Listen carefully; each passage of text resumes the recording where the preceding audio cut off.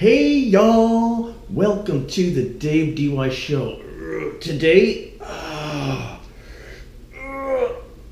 was shoulder day. Can you tell? Oh my god. Yeah, I feel good. And the reason it was shoulder day, I went and saw Avengers Endgame last night. And I felt compelled to work out. Like Thanos. Dude, Thanos is awesome. Thanos, I love.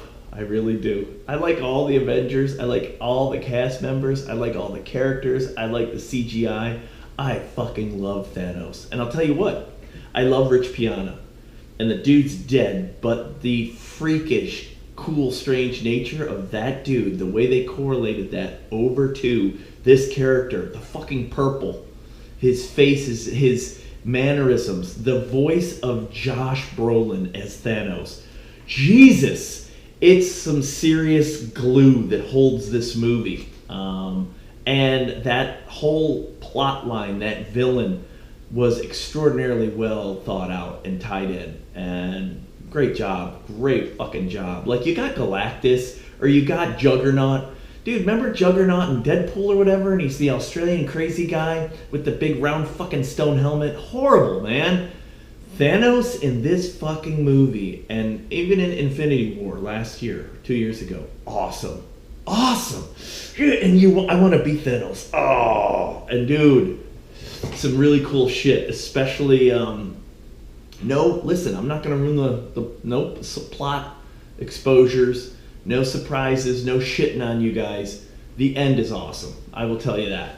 And of course Thanos is in it, and it's pretty fucking awesome. I liked it all, and I love that dude, and I love Josh Brolin. And that's why I did shoulders today.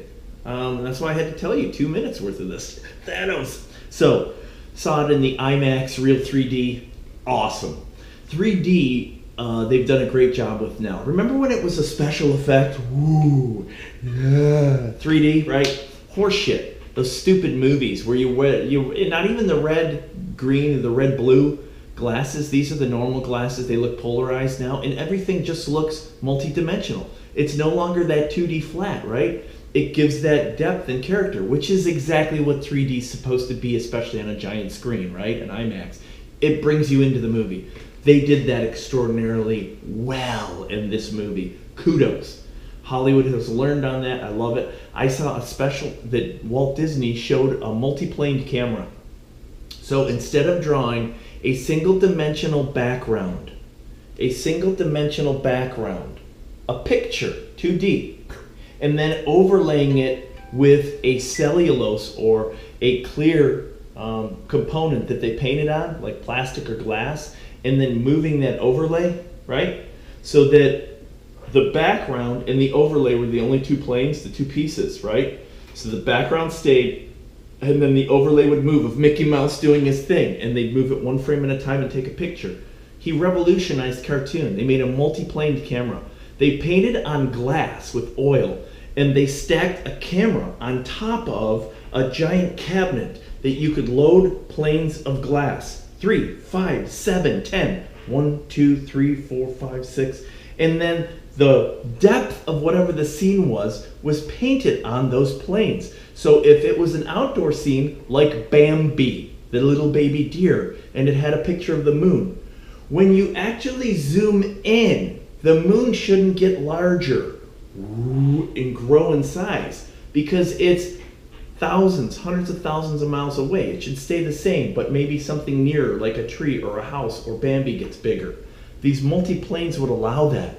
And they would draw the moon on the last plane on the bottom at a certain size. And then they would draw the trees, they would draw the grass, they would draw the house, they would draw Bambi at the top. And they'd do the same thing and move each piece. And on a single frame that you forward, it doesn't look that different. But because it's got multi-planes, it shows angular depth when you put it in motion. Fucking Walt Disney. Rocket science on cartoons. And now with computers, whole different game. But I watched that. You can YouTube it or Google it. It's Walt Disney with the multi-plane camera invention. And it changed cartoons. And that's what this 3D is now. It puts you in the film, which is epic. You're in the movie. You got a giant screen and everything's got dimension to it. I felt like I was a fucking Avenger. Felt like I was one of them. I'm like, wait. Yeah, wait. Yeah, awesome. So, well done. I love that. I thought it was great. Didn't give me a headache. I had to adjust my glasses a little, but overall, just a great visual experience because of that. The opening sequence is with Hawkeye, and I'm not ruining anything for you, I'm just telling you. They could have cut it. It's sort of strange, it sets a tone. It was weird with me, and it probably lasts 5 minutes, 6 minutes, and I'm like, and it sort of got me into a weird mood for the movie. The second opening sequence goes 20 minutes. 20 minutes. And then Avengers Endgame comes up, and you're like, oh shit. That was the primary opening sequence for this movie. 20 minutes, and you're like, oh, this is what kind of fucking ride this is gonna be. Whoa! And that sequence, dude, it's shocking. I'm not gonna give you any spoilers. Robert Downey Jr. is in it. The transformation of Robert Downey Jr. in this movie completely caught me off guard. And there's correlations to other actors in other movies, and I'm not going to share those with you. You'll make your own if you're somewhat of a movie buff and you watch. And I was like, holy fuck. I wasn't ready for that. I'd read up on it. I didn't do detailed investigation of what the characters' developments were, what the plot lines were for this. You're like, oh, Jesus. So you know right off the bat, this is serious. Everybody stepped up for this movie, for this production, which is why it's called Endgame. It fits every aspect of this movie. So I was shocked by that. I think you will be too. Pay close attention. Pretty epic. There are a ton of character mods in this movie. They've modified the characters. Dude, and that adds to... There's so much in this film that I think, and I'll share it later, but it was sensory overload, as I thought. 3 hours and a minute long or 2 minutes long. You can't get it all. And so I spent time thinking it over. I took notes, man. This thing was big, very enjoyable, but a lot of character mods, different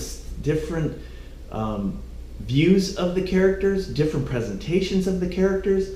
Well done. None of them floundered. They caught me off guard. They gave me curiosity. There was humor. And I'll share, no character spoil. They do something different with Thor, and it's awesome.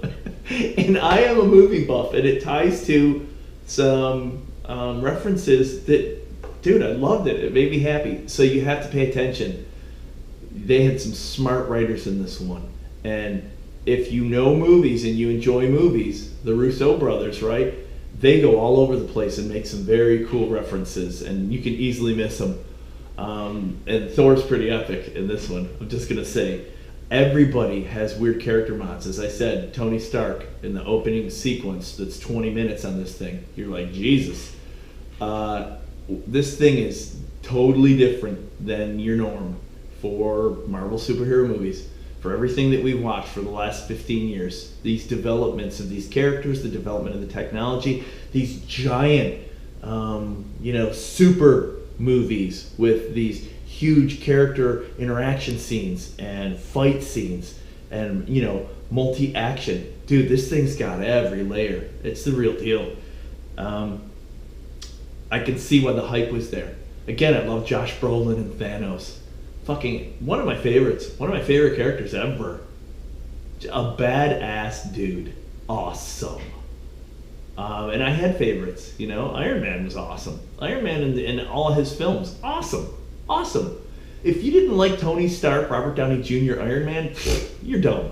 You're dumb, and you know what? You're probably a female that liked Green Book or whatever, Sleepless in Seattle. And I don't have an issue with any of that, but come on, dude.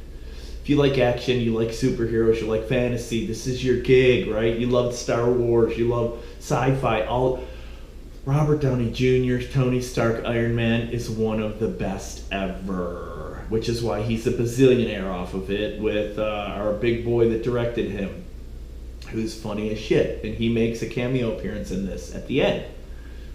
What's his name? I can't remember his name right now. John, yeah, whatever. So, this is a great movie. As I said, 40 minutes into it, there's some slow parts to it, which I wasn't sure of. I heard that there weren't many. There's some slow parts in this, and there's some development. And they probably could have cut a half hour out. You could have made this thing 2 hours and 29 minutes, just like Infinity War. But this is not Infinity War. This is Endgame. So I think they probably spent an exorbitant amount of time in the editing room, and in the old school, a lot of the film clips finding the floor, the celluloid, being cut out, the digital stuff. I bet you they removed a shit ton and then talked about it and then inserted pieces back. Dude. But I still think you could have removed a half an hour worth of viewing time and this thing would have been as good, as tight. I think there were some pieces where it was development that, I don't know, maybe somebody wanted to see or maybe somebody felt that you needed it. But I didn't. Maybe the diehards needed it. They wanted to cover every aspect. So that's how I feel.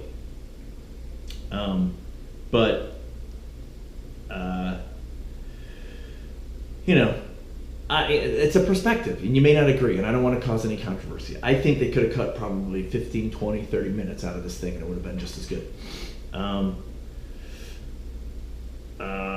I think there were only a couple, maybe 1 or 2 or 3 sequences that felt out of place, a little strange, a little forced. And there are some films where I feel that in a lot of the movie, and there are some films where I don't have that kind of connection. Like Doctor Strange was a pretty good film, but it was a different kind of film with a different kind of anti-hero and superhero and dude, right? And you almost don't know how to feel. But then you've got like some of the Transformer movies, or you've got like, and I didn't see it, Bumblebee, I don't know, with what's her name from Pitch Perfect 3. Very action-packed or whatever, probably has a good plot line. It follows whatever the basic 7 steps of, a hero, a team, the villains, the, major accomplishments, the impending danger, how they rise up and change and become greater, and then the end, the happiness at the ending, right? Whatever. This is not that, dude. This one was a swirl of in and outs and backwaters, and they did a really good job of tying it together. And again, I think there were only 2 or 3 scenes, maybe 5 minutes, or maybe 2 minutes per scene. Maybe that's what I'm saying. Maybe they could have cut a half hour if they really looked at it closely again. They felt a little forced. They felt a little unneeded filler or levity or whatever. And I could have done without them. But overall, 2 hours and 30 minutes, 35 minutes of this thing, you're rolling, man. You are rolling. Get ready for the ride. And it's awesome. There have been multiple storylines that are developed for this film, and they're going through in sequence in some of them, and they're intermingling others, and then they're tying them all back to a main storyline, and some of them they leave as their independent storyline. This thing's got a lot of main and lateral action, and then intermingle points where they crisscross, connect, they intersect. Cool, and it's a lot. It's almost too much, where you really got to be paying attention. So, I liked it. There's a lot of it, and it's creative, but it's got you switching and thinking and watching and going, what? Hey, wait a minute, whoa, what? It's that kind of film. It's not just your linear smash, smash, smash, smash, bad guy, problem, fix it, oh, we're gonna oh no, we fall back, a meteor crash, all right, we save it, hey, we're all alive, champions, kiss the girl, right? Not that way in this one, dude. This one's well done, well freaking done. So be ready for that. And some of them are heavier than others. Some of them are small. They're diminished and like they've been lightly developed or mildly developed in past movies. And that's not just this movie. This is from all the prior Avengers movies, right? All the prior Marvel stuff. They bring into this thing, man. Endgame. Endgame. Anything that was loose, anything they needed to tie up, Endgame is the appropriate title for this. Finito Benito, no mas. This thing's done, and that's the way this thing rolls. It's not Peter Jackson in Lord of the Rings, 1, where, Gandalf falls into a crevice and you're like, what the fuck? And they run out the other side of, Mordor or whatever. What? This thing finishes, and it finishes well. And these plot developments, these character developments, these intermingling storylines, fucking well done. So I liked it, and it is the end game. This thing can sit, done, right? It was weird to me though, because on a number of points they do a lot of they change distance. They move from explosive action frames to human, very close up frames. And to me, this thing's been going on for 20 years, right? 15, 20 years, it's 2019. These characters, these actors and actresses have aged. And there's a human piece to this, which I think is incredible, that they didn't cut out. Where some of these actors and actresses are older. Robert Downey Jr., Gwyneth Paltrow. I'm 50. They're in their 40s, 50s too. You see it, man. And it adds a human layer to this fucking movie. Your first response is like, what? Because everybody's not perfect and polished like every goddamn Hollywood movie. There's a whole human layer to this thing. And I appreciated it, and I liked it, and it made me sad, and it made me feel a little different on these pieces. And at the end, there's an entire sequence that you see where that's what you reflect on. Right at the end, and it's pretty cool, the human part of this thing. And it's not needed, but they added it, and it makes the movie better. And I would not cut those pieces. At first, they seem shocking. They're fucking awesome. They're awesome. That I've thought about it. I'm like, God damn, that totally adds another layer and dimension to this movie. Human. Some of these guys are superheroes not because of superpowers. They're superheroes because of their character, their belief, their ethics, their morals, and a costume, or technology, or their heart. Or their brain. Awesome. I loved it, and I loved some of the cameos. Dude, everybody's in this. Everybody's in this. Cameos from everyone. Check it. Count them. 30, 40, 50 fucking people showing up. This cast is outlandish. It's the who's who of Hollywood greats. Just telling you. So that's pretty awesome.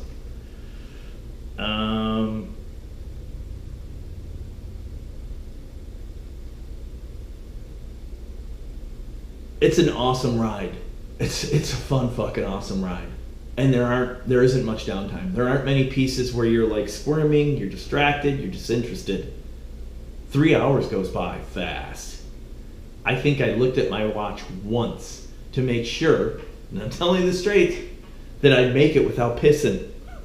I told you at the beginning, 3 hours. You do not want to get up in the last hour of this fucking movie. So if it starts at 7, piss before 9. Right? And when I say start, the movie, not the trailers. Piss before 9. The last hour you want to sit and watch the way this thing comes together. Do not get up and leave. So I did that once. And it's an awesome, fun ride. So get ready. You got to go see this. There's some surprising character developments that I liked and I didn't expect. Like, I don't know why. You'd be like, they're going to do what? This character's a major... And I'm not getting... It's not a spoiler. Nebula. Nebula's a giant part of this movie. And I fucking loved it. And I love that whatever her name is, Gillum or whatever. the American English actress, awesome. She did an awesome role, better than Guardians of the Galaxy, and it was great character development. It added to this movie. Leave it at that. Just telling you. And it caught me off guard. I'm like, Nebula, she's sort of a secondary, she's a sub-villain under Thanos, right? Hey, awesome. Awesome. Well written, well done, well directed, well produced. The fight scenes are what you wanted and 100% more. Dudes, dudettes, whoever, they're fucking awesome. The fight scenes are awesome. The fight scenes with Thanos are fucking awesome. That's where I'm at. Awesome. I love Thanos. The fight scenes met every expectation. That's it. That's all I have to say about that. Enjoy. You're lucky. You're blessed. They did it right on this one. He's a beast. He's more than you'd ever expect. And he's purple. Yeah, purple guy. Oh, go figure. I like Ant-Man. I don't know if I didn't see the movie on the big screen. I think I saw it on TV. I rented it. I like Paul Rudd. And that's all I'm going to say about this one. I like Ant-Man, but. So, that's my perspective in this. It may not be all of yours. I like Ant-Man, but. So, done. You'll see it. I did not see Captain Marvel. I didn't see the movie with the blonde-haired gal. When did it get released? Weeks ago, months ago, this year? I don't know. I didn't see it. And I know the character, but I'm not a Captain Marvel fan. And it's not sexist. I just am not. I didn't follow it. There weren't many female, Batwoman, Poison Ivy. There weren't many female superheroes. Wonder Woman, Captain Marvel. Dude, I'm a fan. She is epic in this fucking movie. The female Superman shows up, and she plays an awesome role. Definitely adds a whole nother layer to this film. Awesome! Yeah. So I didn't see her movie. I don't know what her movie was about. It's the same gal, I think, and she fucking crushes it, and they play it perfectly in here. So that's pretty awesome. That's all I'll say about that. I'm not going to be a spoiler. The Iron Man plot from the beginning of this film to the middle of this film to the end of this film with Robert Downey Jr., with Tony Stark, and with the Iron Man character. Fucking unreal. It's perfectly done. It's outlandishly well thought out, written. It's outstanding. It's a jewel for this film. It's a keystone or a linchpin. It's a lot of the glue. It holds it together. Yeah, it's awesome, and it's entertaining. You're gonna enjoy it. I'm not gonna give you any spoilers or any. It's loaded with surprises. It's loaded with character twists. It's loaded with plot twists. It's loaded with shocks, with awes. Fucking awesome, and it's it's totally suiting. It's Endgame, baby. So I loved it. Loved it. That's all I'm saying there.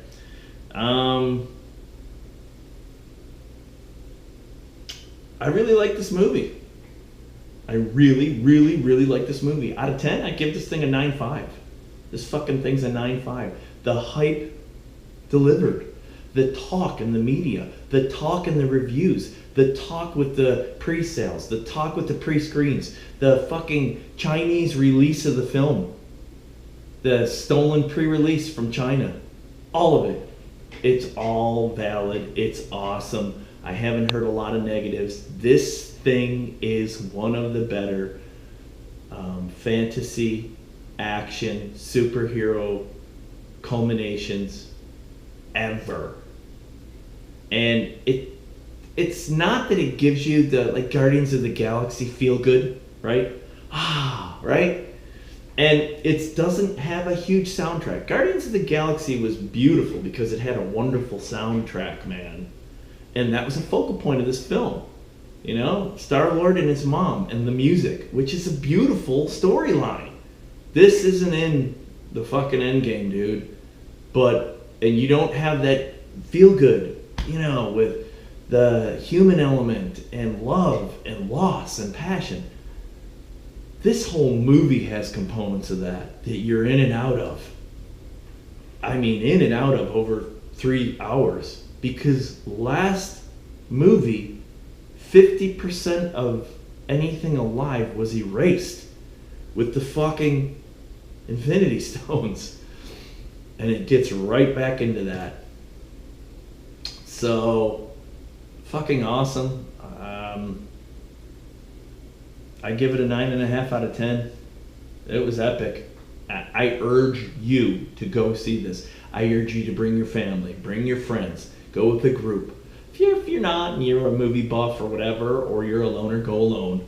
You go to a theater that maybe has a lot of people. If you want to really pay attention, go to a theater, wait 3 weeks and go to a theater that doesn't have a lot of people, because there's so much shit in this that if you hyper focus and you're an attention freak, you're just going to be soaking up nuggets. I had some weirdo next to me laughing and having weird outbreaks.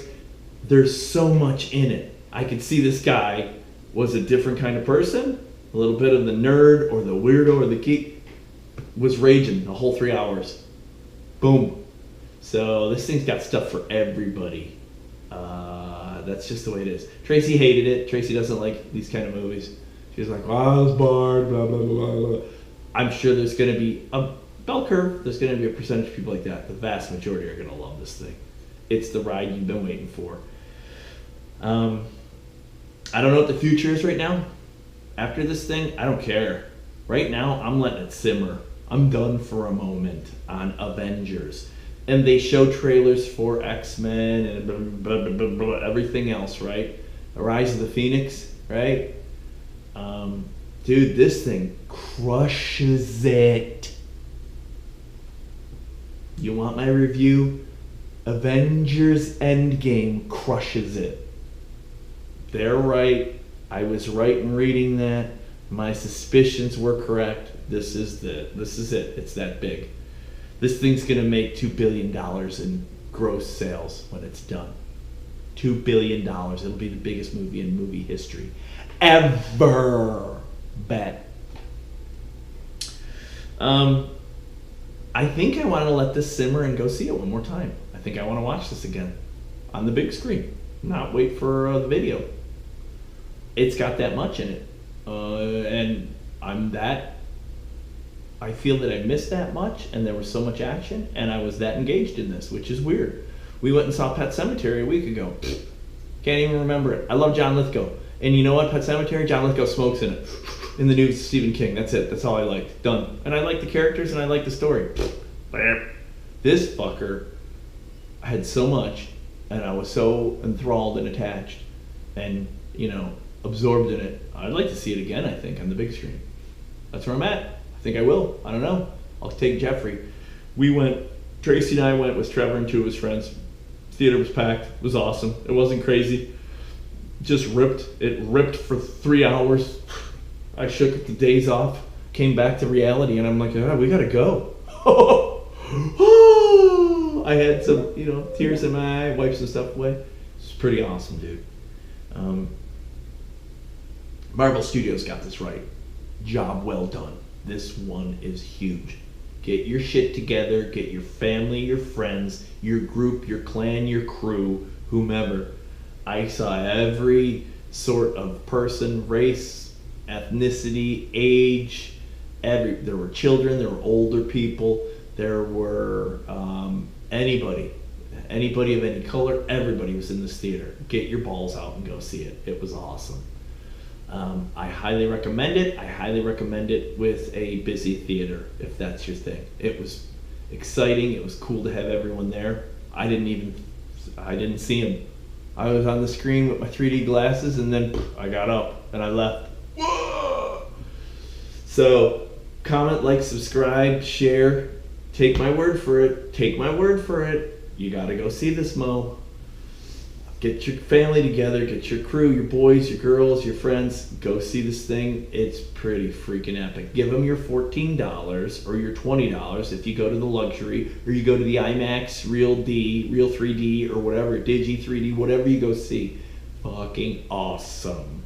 You'll thank me and you'll go, oh, I really wasn't gonna go, but then I watched Dave's podcast, so I went, and yeah, it was worth it.